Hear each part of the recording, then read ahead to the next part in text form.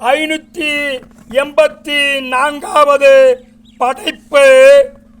தலைப்பு: மதுவை தவிர்த்து வாழட்டும் இளமை. நான் மாணவர்களுக்காக நிறைய கருத்துரைகளை இதற்கு முன்னால் சில நிகழ்வுகளிலும் நிகழ்ச்சிகளிலும் சொல்லி இருக்கிறேன். அந்த வகையில் இந்த தலைப்பு என்பது மாணவர்களுக்கான அறிவுரையாய் இருக்கிறது.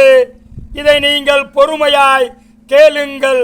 உங்கள் எதிர்காலத்தை மாணவர்களே நிர்ணயிக்கும் வல்லமை படைத்தவர்கள் என்பதை உங்களுக்கு இந்த கருத்துரை கொஞ்சமாவதும் உணர்த்தும். நான் சொன்னதை போல் 584வது படைப்பு. தலைப்பு: மதுவை தவிர்த்து வாழட்டும் இளமை. மாணவர்களால் முடியாதது எது?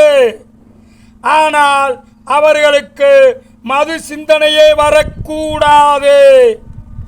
மனங்களில் மது சிந்தனைகள் உதித்து விட்டால் அது அவர்களை படிக்கவும் விடாது. படிக்கும் வயது பருவம். இனி படிப்பில் மட்டும் இருக்கட்டும் கவனம். சிந்தனைகளை சிதற விடாதீர்கள்.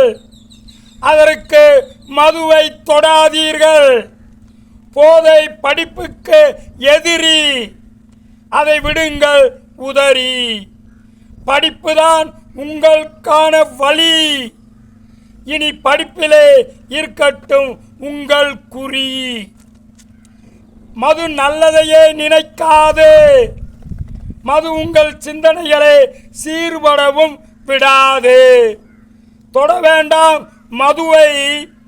மது தின்றுவிடும் உங்கள் அறிவை. நிலைக்கட்டும் உங்கள் அறிவின் கூர்மை. அதனால் வளரட்டும் உங்களின் திறமை. மது கொடுமையிலும் கொடுமை. இனி மதுவை தவிர்த்து வாழட்டும் இளமை. மது கொடுமையிலும் கொடுமை. இனி மதுவை தவிர்த்து வாழட்டும் இளமை.